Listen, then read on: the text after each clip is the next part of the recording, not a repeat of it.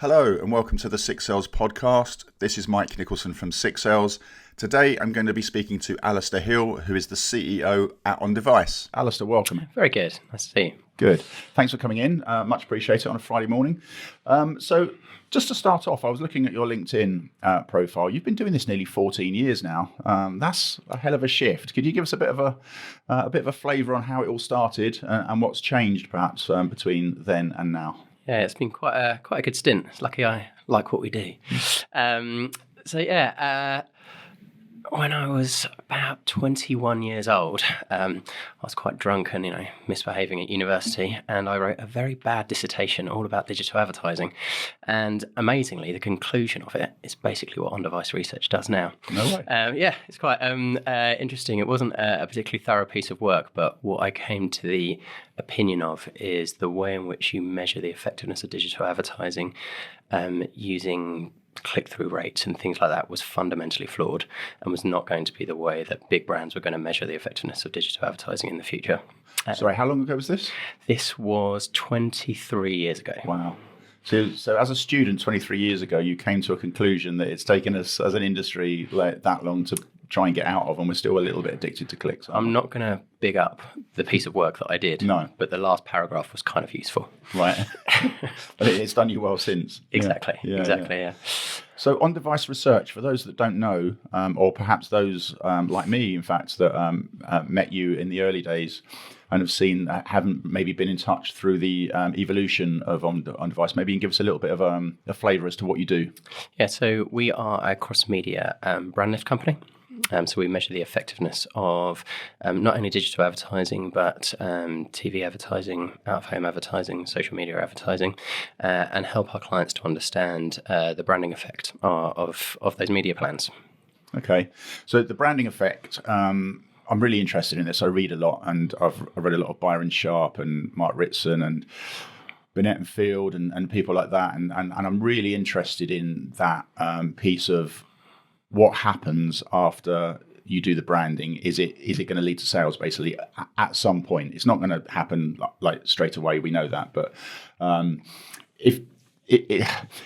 if we could prove it, and one of my previous guests recently was Nick Ashley from Tesco, and we were talking about retail media. And they've got that closed loop attribution where you can advertise to an audience, and then, from a brand point of view, and then some activation all the way into the store, and then see if they actually bought the product. And I think that would be really interesting for the world of branding, if you like, in the future. But it feels to me 100% like branding is so important, but it seems like that's an opinion that marketers tend to have, but maybe CFOs not so much, because they're asked to spend money in advance for something that might happen down the road and they can't really measure it that well. So what are some of the challenges that you've come across that are associated with measuring longer term brand building and its effect on sales? Yeah, so there's a lot of evidence around this now. So the long and the short of it by Burnett and Field is a kind of seminal piece of work which everybody knows and has really helped the industry understand that this is going to have a big impact on future sales if you build a brand. But the most important and maybe clear evidence that I've seen of this recently is some work from Nicholson's ROI database, which shows that a 1% increase in consideration or awareness leads to a 1% increase in future sales and a 1% decrease in customer acquisition costs. So really starting to show that this is a long-term investment rather than a cost. And I think this is really coming through from not only commentary around this, but actually stock prices as well, which is fascinating.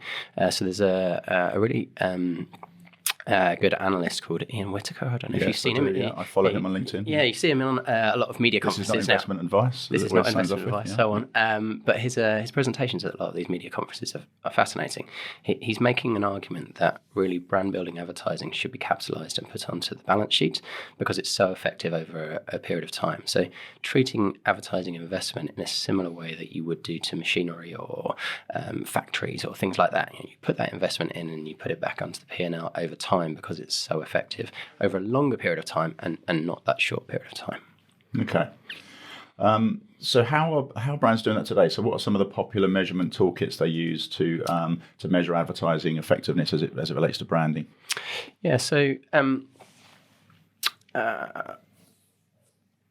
we've discussed the importance of brand building, but how do advertisers really look into this? And we've been doing some work recently with a consultant, a guy called Sam. He used to be the head of media at Lidl and a bunch of other places, and he's been helping us to understand what these measurement toolkits are, which brands have, and what we've started to see from there is that they're really looking into 3 or 4 different things in terms of the commonality between all of these different advertisers. We've seen that they use market mix modeling, so econometrics, as a way to really understand the effectiveness looking backwards at the media spend and how that really impacts their sales. They use attribution software. So attribution software helps them to understand the short-term effects, so which parts of the media thing are leading to direct sales there and then. And then they do a whole bunch of tests to understand whether this thing is working better than the other thing. And that's something which pulls together all of these different sources of information to allow an advertiser to understand whether their advertising is working or not. Okay. And what are the pros and cons of those sort of legacy processes, I suppose? I wouldn't say that necessarily legacy. I think these are the things that people are doing at the moment. But they all have pros and cons, right? So short-term attribution is great at telling you what's directing your demand to buy from you. Right, so that demand's already there, and is your search advertising or your display advertising or your out of home actually pushing people into going and buying something there and then? That's really useful information to know. The econometrics is really fascinating. It's become more and more fashionable. I think maybe more fashionable is not the right word, but it's more and more popular. It's come really back into the conversation because it really gives advertisers a great way to understand the ROI on their investment. However, it does take a little while to come, 3 months or so after the fact, and it's something which gives you an overall picture rather than often granularity into understanding which individual elements of a campaign are working well. And so everything has pros and cons, but they all come together as a way for an advertiser to understand what's working and what's not working. Yeah. The really interesting thing about these toolkits is that what we've seen from them is that they start off with these metrics which ladder up generally into sales, but what these advertisers are also trying to understand is what are the leading indicators that determine these future sales. And this is really where brand lift surveys come in. So they're really seen as this leading indicator because if you build brand and you understand how that's working, that's going to impact your sales further down the line. Okay. So this is a really interesting evolution, I think, of these measurement toolkits. We've got a client who's basically been fighting hard to put brand lift surveys onto their measurement toolkit. It's taken them a year, one of the largest advertisers in the UK, and now it's on that measurement toolkit, which is really good for them to understand that if you build that brand and if you have some measurement in place which give you fairly timely information, then actually you can take that information and adjust your media plan over time to make it more effective and actually improve your sales in the future. So obviously the effect of brand building affects sales down the line. So what they're doing is they're trying to understand what the leading indicators are that will affect that down the line and then optimizing in real time towards those leading indicators. Is that what you're saying? Exactly. And I wouldn't quite use the word optimizing in real time because real time's like subjective. I would say in a timely way, so weekly, monthly. Right. You often don't want to adjust in real time. What you're looking for with advertising is relatively small effects. And so it actually takes a bit of time to build up, and you actually need to be really rigorous around how you control to actually understand that real underlying effect of advertising and then make decisions once you're sure. Okay. So we were talking off air, weren't we, about the challenge, shall we say, of trying to measure all of this brand activity in silos and by channel and sometimes even by publisher, depending on who's asking for the work to be done. How are you seeing cross-media brand lift studies adding to those toolkits that exist today, and what do they add? What do they bring to the party? Yeah, so you may have been in many a media planning meeting where somebody will come up with some amazing theory around sequential advertising or the magic of a media plan and how exposure across lots of media is going to have a multiplier effect. And often this has been talk, and it's based on really good theory. But what we're really starting to understand now is through our single source panel and through being able to passively measure advertising exposure across all forms of media, you can actually start to understand this magic in the media plan. And we talk about the magic in the media plan because you actually start to see this multiplier effect. And so one of the ideas is that you increase frequency, you're going to increase effectiveness. And that's completely true. Right. In general, but normally it's slightly more effect for slightly more impressions or slightly more frequency. What we're starting to see through our cross-media studies is that you see this multiplier effect of exposure across different media. And so there's a theory around this, around cognitive reinforcement. What this is seeing messages in different contexts actually stimulates the mind more. And so you actually remember more, and it has more of an effect. And so our initial data on this from the benchmark database shows almost a 3x improvement in consideration or purchase intent if you have seen an ad in multiple different medias. And so it's 2.8 is the effect of it. So if you see it on one media, it has an effect. But if you see it across multiple media, it has much more of an effect. And this is really exciting for brands to understand because you can actually measure this. You can actually really understand how the different elements of a media plan will actually work together as well. And these insights pulled together allow an advertiser to make a much more effective use of their media spend. It's great to know that more media on the plan leads to better results. But why is that, do you think? Do we know why that is? Do we know why seeing an ad in multiple different media over a period of time make us more likely to remember it? So this is the thing that I mentioned around the cognitive reinforcement. So this is the idea of seeing it in different contexts having more of an effect on you. The ideal scenario here, for example, is you see a TV ad and it's a 30-second spot and it tells a wonderful story and really gets you excited about it. And then you happen to see an out-of-home ad and it nudges you and reminds you. Then you happen to see a TikTok ad and that helps you to nudge you and remind you of it as well. And so all of those things combined together enables you to have more of an impact than just simply seeing the first ad that you saw. Yeah. Talking about context, that reminded me of a story Rory Sutherland tells about, I think it was Maserati, but I may have got the brand wrong. Apologies if I have. But he said they used to sell their cars at car shows, but it's like a $300,000 car, and like that's quite expensive next to other cars. So they started to exhibit at air shows where people are buying a Learjet. You see, because it's basically a rounding error. You know, that a $300,000 car when you're spending £4 million on a plane is basically a rounding error, where it seems really expensive if you look at it at a car show. So yeah, I suppose that context of where you see it. Okay. I think that makes sense. Good. So how does cross-media measurement work in a cookieless world?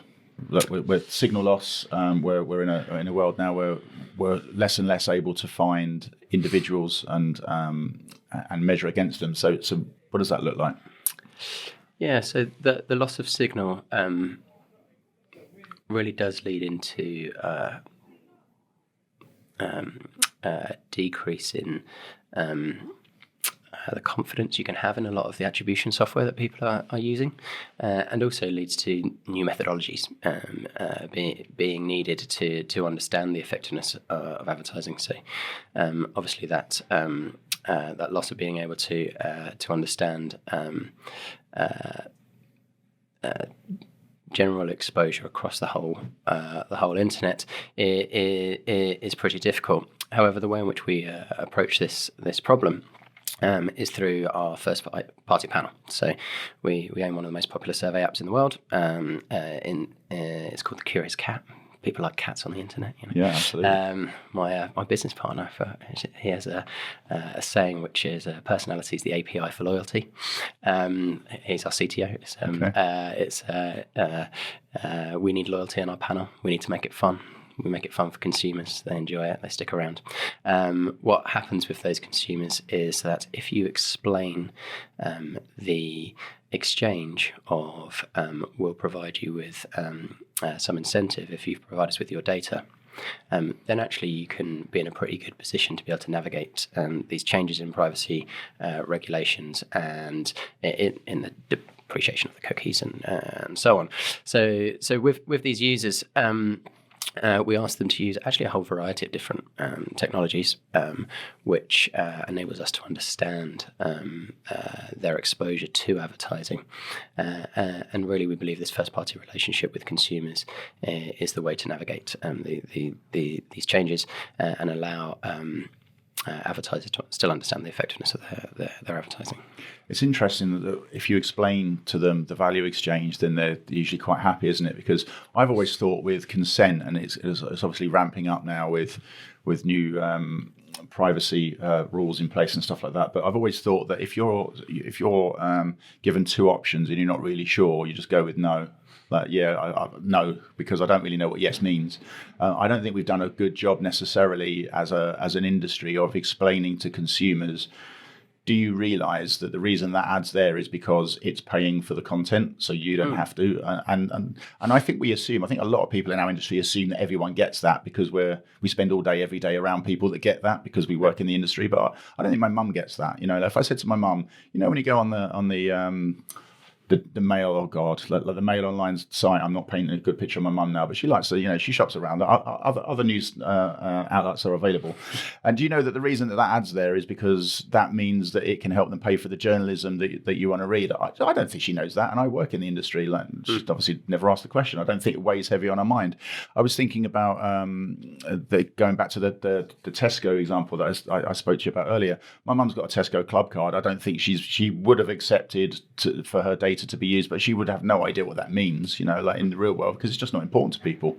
But I think if we did a better job as an industry, I know I'm going off on a tangent here, but if we did a better job as an industry of explaining the reason this content is free is because of the advertising. So say yes, and the reason the advertising is there is because you fit in a target audience, and so we need to be able to use your data. But anyway, that's a little rant maybe. Well, we've seen amazing opt-in rates if you explain things to people. So we see way over half our panel give us location data about their movement, so we can understand their exposure to out-of-home advertising.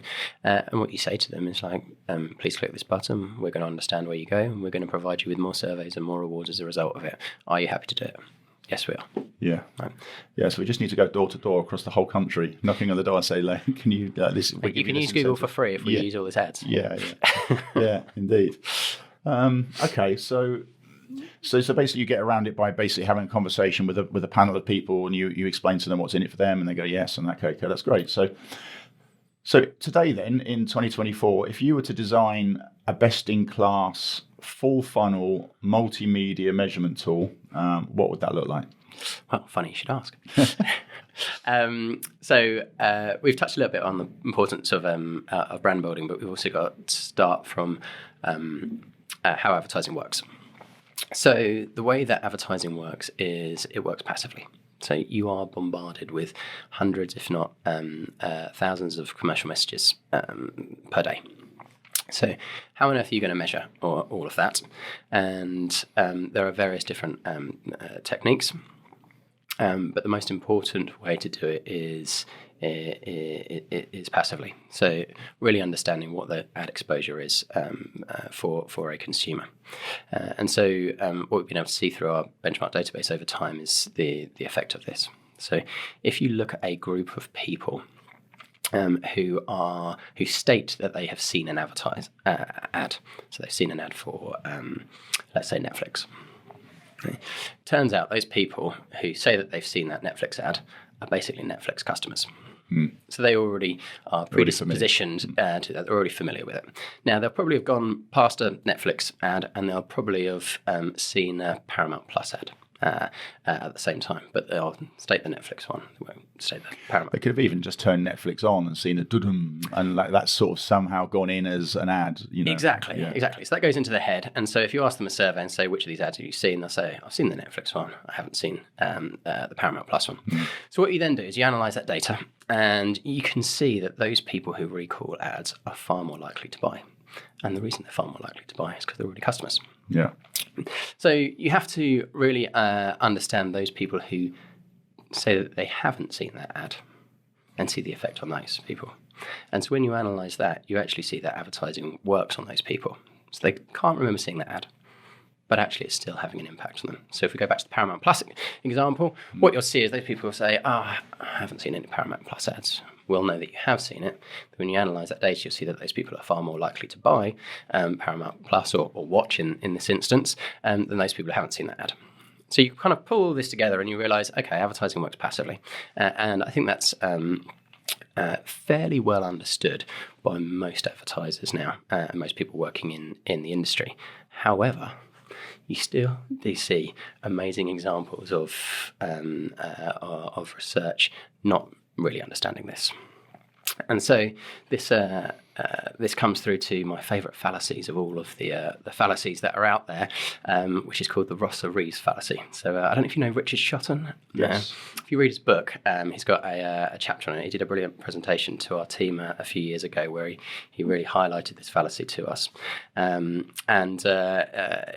It highlighted something which we'd seen in the norms database and we've understood for a while, but it kind of pulls it all together into quite a sort of fun story.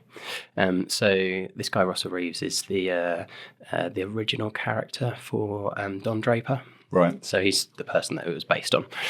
He was a hard drinking, smoking sort of ad man back in the 50s. And what he did is he did exactly what I was just talking about there. So he put a bunch of people in a room. He asked them if they'd seen those ads. Then he asked them if they're more or less likely to buy. Turns out his advertising was amazingly effective. Yeah. Turns out that it was fundamentally wrong. Right? What you're doing is you weren't controlling, therefore, past purchase behaviour. And so this is a fundamental of how any advertising effectiveness system needs to work, is that you need to understand people's predisposition to that brand if you're going to try and understand the relatively small impacts of advertising. And you think, okay, well, this all makes sense and this is all written about and people know about this stuff, so surely people can't be doing this at the moment. And you'd be amazed at how many times you'll see it coming through. Not exactly as I was describing, but in other ways. So if you're in a PCA, so post-campaign analysis, what you'll see often is people saying, oh yeah, people who engage with an ad, they're far more likely to buy. Now it turns out that people who engage with an ad, they're existing customers. And so you need to really understand this and control for this. And over time, we've been working on this to make sure that when we are showing these effects of advertising, we're controlling in the best way possible. So to kind of pull that together, what we're saying is you need to have passive measurement of advertising. So we have a single source panel which passively understands people's ad exposure across TV, across out of home, across digital, across all the walled gardens. And what we can do is really understand and isolate people's exposure to advertising across all of these different channels and see how those combinations are working. So you need passive measurement of advertising. You need to be able to control. So you need to have the understanding as to how all of this works. Another thing which maybe seems obvious, but you need the cost of the research to be proportionate to the media budget. Right. If somebody's spending $100,000 on media and you're telling them it's going to cost them $80,000 to measure it, that's just not going to work. Right? So it needs to be proportionate to, which kind of means you need to own your own technology to do this. You need to be a fairly efficient organisation. And then after this, you need a fantastic team of best-in-class researchers. Right? So you need people who really understand what the client's trying to do. You need to understand what their media plan is looking like. And you need to understand how to analyse that data to be able to give the client the recommendations as to how they can make this more effective in the future. And that's how we would create, or how the world should create, a best-in-class measurement system. Beautiful answer. Can I just dig into the how it works a little bit? So it's Curious Cat, did you say, your app? Yeah, that's right. Yeah. So is essentially everything driven by where they go with their phone? So does it connect to their TV? How does the TV measurement happen alongside mobile, let's say, or outdoor, or how does that all kind of come together into one panel? Yeah, so we work with a company that has ACR technology in the TV. Right. And then we do what's called a panel match. So match between their panel and our panel. For out of home, we understand people's location movements. So we can understand whether they've been near a poster or not. For walled gardens, we have a piece of technology in our app that actually measures everything that they're doing on it. We pay people handsomely for that. We're completely open with them, give them a great transparent experience as to we understand what you're doing on your device, and we'll pay you accordingly for that. What that means is that we can understand people's ad exposure across Facebook, YouTube, TikTok, Instagram, that sort of thing. We then have various pixels, which can be used for using other ad identifiers. So we have an intelligent IP graph, for example, that understands whether somebody's seen a connected TV ad, a desktop ad, an audio speaker ad, and link that all through to an individual on our panel. Okay. So are you able to isolate people that have seen maybe, let's say, the TV, the mobile, and the outdoor versus people that have just seen the TV versus people that have just seen the outdoor, and try and make some sort of predictive model out of that as to how effective they are as if you've seen all three versus if you've only seen one? Yeah, exactly. Now, this all depends on how the media plan is created, so we can't guarantee these things. And also, this isn't a model. This is actually deterministic data of what's happened. Okay. And that's an important point to make, because we know that they've been exposed across this, and this. However, this does come into the media plan. And so one of the real complications in the media sector at the moment is the media fragmentation. And so when you look at a media plan, it could well be that you're hoping to understand the crossover between, let's say, linear TV and TikTok. Turns out that linear TV skews towards an older demographic. TikTok skews towards a younger demographic. You're probably not going to be able to see that crossover, because it really just doesn't exist. Right. Okay. So this is quite exciting, isn't it? That the advancements probably in the last decade, since, was it about 10 years ago that the long and the short of it came out? It was about that, wasn't it? I think it's almost exactly 10 years, yeah. God, I feel old sometimes. It's really exciting because Don't look there's it, been mate. You're doing well. I said to you when I saw you recently, I said, "Do you never age? You look exactly the same as when I met you, like in 2010. You look identical. Like nothing's changed at all. I don't know what your skin. You have to give me your skin care. It's really expensive cream, lots of running. And, is it? I'm running. I'm not doing it. Fine, I'll get old. It's fine. No, but it's really exciting because I think it makes obvious sense that if people are more familiar with your brand, they're more likely to buy it. But proving that to somebody that's in finance, let's say, or a product-led CEO that maybe doesn't get marketing in inverted commas, has always been a real big challenge for CMOs to go into bat to say, I need this much money to build brand awareness, familiarity, trust. And then they go, okay, well, what's the ROI? And then that's where the conversation gets a bit woolly, right? Because it's like, well, it's important, and so CMOs haven't sort of traditionally always been able to get the budget that they feel that they should get. So if you can start putting deterministic data together that says, when we do this happens to sales. That's a conversation that any business leader, no matter what their background or function within an organization, can get behind, right? Yeah, it's incredibly exciting for CMOs to be able to prove these points to other people in the organisation. But I actually try and bring this back to the things we talked about beforehand for when a CMO is talking to the CFO and the importance of the brand building by looking at hard numbers. I a data analyst at heart. I kind of I used to spend a lot of time looking at Excel. More meetings now. But if you look at stock prices of the advertisers who have really put a lot of effort into brand building, so if you look at Airbnb, there's been some well-documented evidence there. We've been measuring those campaigns. And you've seen that change from performance-based messaging through to brand-building messages. And it's fantastic to see the change in the data as a result of it. If you look at Unilever's stock price, their ability to, well, not maybe the stock price, but their results of their ability to increase prices through, maybe it's a little bit cynical, right? Through a cost of living crisis and inflation, they increased prices. They didn't really see a deterioration in their unit sales, and it's all because of the power of the brand building. Yeah. And so having those messages coming through, I think, is what's actually really driving the importance of brand building now through our advertisers. They're coming more and more to us asking for real hard evidence around brand building. And and the objectives of their campaigns are in that direction. Yeah, there's definitely been an awful lot of great work done over the last decade to help marketers with that, for sure. And this sounds like an amazing addition to that.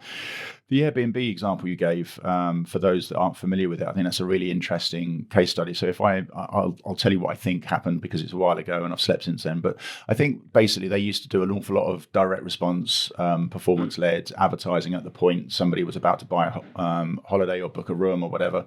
But they also did an awful lot of brand building. And then they cut back, I think, around COVID, if I remember rightly, on all of the direct response stuff. But the visits to their website didn't really drop, because when people thought, I want a room, the power of the brand was such that they were easily recalled to mind. They thought, I want a room, Airbnb. And so they saved a fortune basically in direct response advertising, that they found they didn't really need that much, because the power of their brand was such that people acted without the need for that direct response. Is that about your recollection of what happened? And we can't talk about individual results, but just directionally, we were working on measuring those campaigns before that change in direction. So measuring the branding effect of performance advertising, in effect, and then afterwards, and it's fairly dramatic, the impact on consumers. Because in that particular example, there's an argument, isn't there, that direct response advertising was largely a waste of time, and it might well have shown a good response, like somebody clicked and went through to do it, but they would have done it anyway. But you didn't know that they would have done it anyway. So, like, on a plan, it looked like a success because it got a 1% click-through rate and people bought stuff. So they were like, well, let's keep doing that. But what actually it didn't take into consideration is the fact that they would have gone to Airbnb without that ad. You don't want to be too cynical about this, but you stop your performance advertising, your organic traffic goes up. Is that right? We buy a lot of performance advertising to get people to download our app. We have seen that effect. Interesting. Okay. Well, Alistair, thank you so much for coming on the podcast. Really, really enjoyed that. Final thoughts for anybody thinking about trying to prove the effectiveness of brand building? Final thoughts on it? Yeah, I mean, obviously you need to use best-in-class measurement. Yeah. Excellent. Know anyone that can help with that? Thanks so much for being on the Six Sales podcast. Really appreciate it, Alistair. Lovely to see you again. Thanks, Mike.